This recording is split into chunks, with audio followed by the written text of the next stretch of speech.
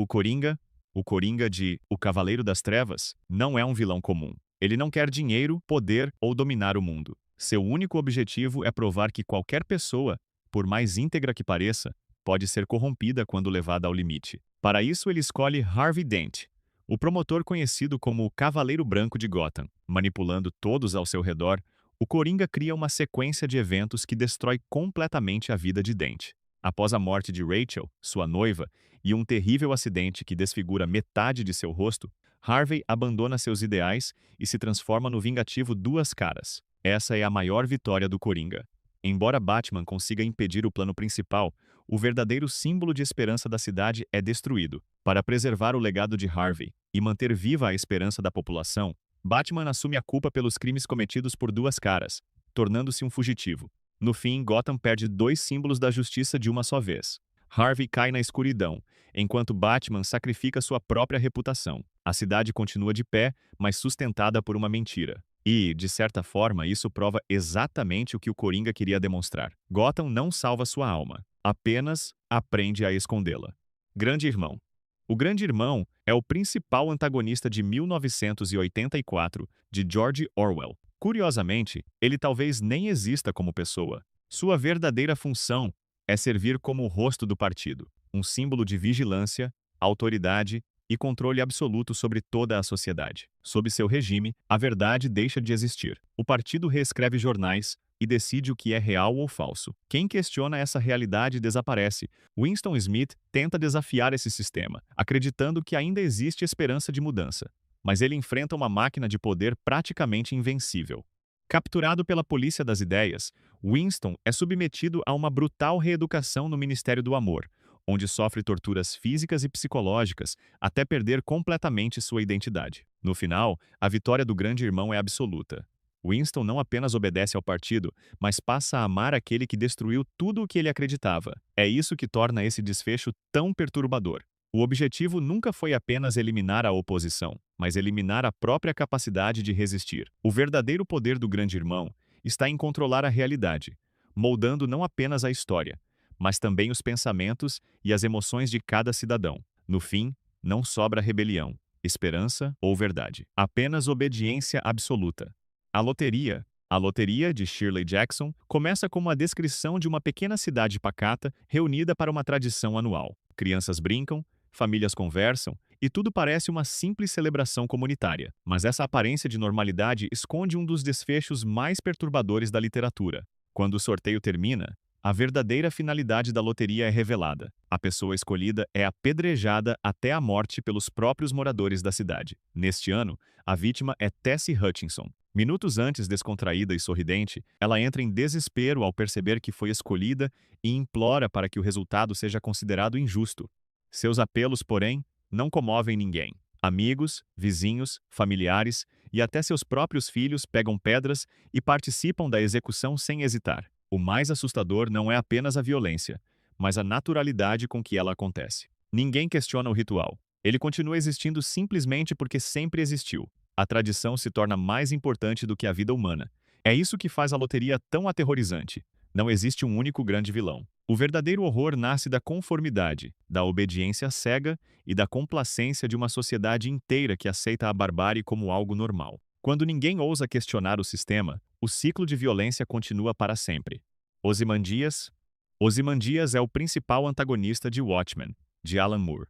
Considerado o homem mais inteligente do mundo, ele acredita ser o único capaz de impedir a destruição da humanidade. Durante a Guerra Fria, com o planeta à beira de um conflito nuclear, ele conclui que a única forma de unir o mundo é criar um inimigo comum. Para isso, executa um plano monstruoso. Ele teletransporta uma criatura alienígena para o centro de Nova York. A explosão psíquica causada pelo evento mata milhões de pessoas instantaneamente, fazendo todas as nações acreditarem que enfrentam uma ameaça muito maior do que suas próprias guerras. É isso que torna Ozymandias tão assustador. Para ele, sacrificar milhões é um preço aceitável para salvar bilhões. O massacre é apenas um mal necessário em nome do bem maior. Quando os heróis descobrem a verdade, já é tarde. Ozymandias revela que seu plano foi concluído antes mesmo de eles chegarem. Sua vitória é total. O mais perturbador é que os próprios heróis decidem guardar o segredo, revelar a verdade, poderia destruir a paz recém-conquistada e desencadear uma guerra nuclear. No fim, Ozymandias vence, permanece impune e deixa uma pergunta inquietante: o mal pode ser justificado se realmente salvar o mundo?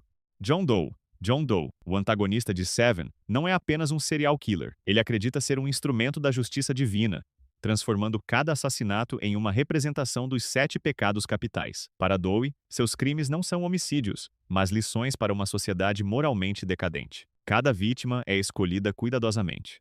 Um homem guloso é forçado a comer até morrer. Um advogado ganancioso precisa cortar meio quilo da própria carne. Cada morte é planejada para simbolizar o pecado cometido pela vítima. Mas tudo isso é apenas a preparação para seu verdadeiro objetivo. Após se entregar voluntariamente à polícia, Doe conduz os detetives Somerset e Mills ao ato final de seu plano. No deserto, uma caixa revela o horror definitivo. Doe assassinou Tracy, a esposa de Mills.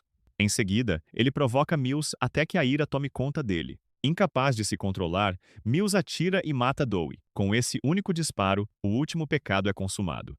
Mesmo morto, John Doe vence.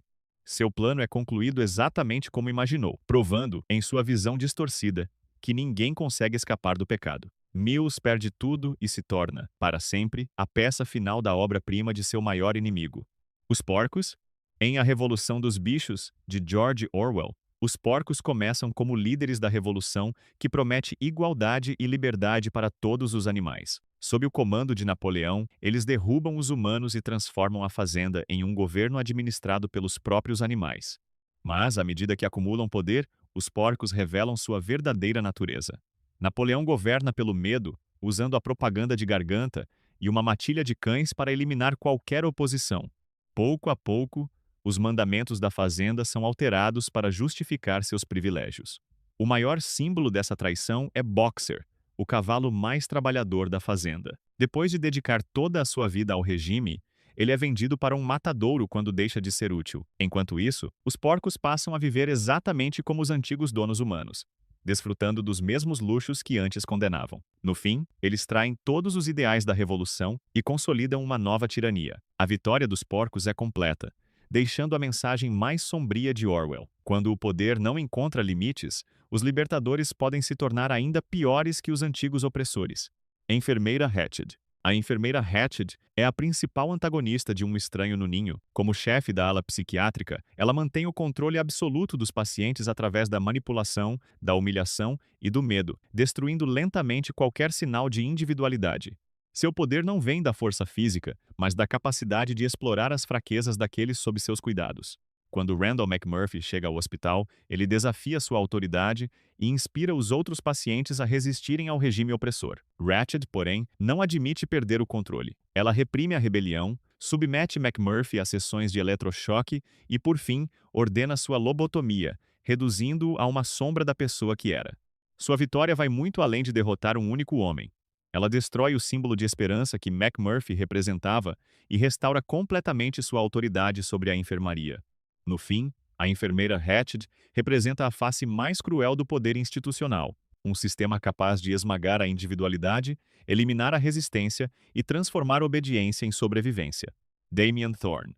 Damien Thorne, o anticristo de A Profecia, é uma criança destinada a trazer o apocalipse ao mundo. Adotado pelo diplomata Robert Thorne, sua verdadeira identidade permanece escondida sob a aparência de um menino inocente. No entanto, por onde Damien passa, mortes misteriosas e tragédias acontecem, sempre executadas por seguidores demoníacos que o protegem. Conforme Robert investiga o passado do garoto, ele descobre uma verdade aterrorizante. Damien não é humano, mas o próprio filho de Satanás. Desesperado para impedir a profecia, Robert consegue as adagas sagradas, as únicas armas capazes de matar o menino. Mas, antes que consiga cumprir sua missão, Robert é confundido pelas autoridades e morto a tiros. Damien permanece completamente ileso, protegido até o último instante. No final do filme, o garoto aparece no funeral de Robert, de mãos dadas com o presidente dos Estados Unidos. Então, lentamente, olha para a câmera e sorri. É um dos finais mais perturbadores do terror. Damien vence sem precisar fazer nada. O mal permanece escondido em plena vista, pronto para cumprir a profecia bíblica e conduzir o mundo ao apocalipse. Se gostou do vídeo, deixe o like e se inscreva no canal. E agora eu quero saber, qual desses vilões teve a vitória mais perturbadora da ficção? Conta pra gente nos comentários. Até o próximo vídeo.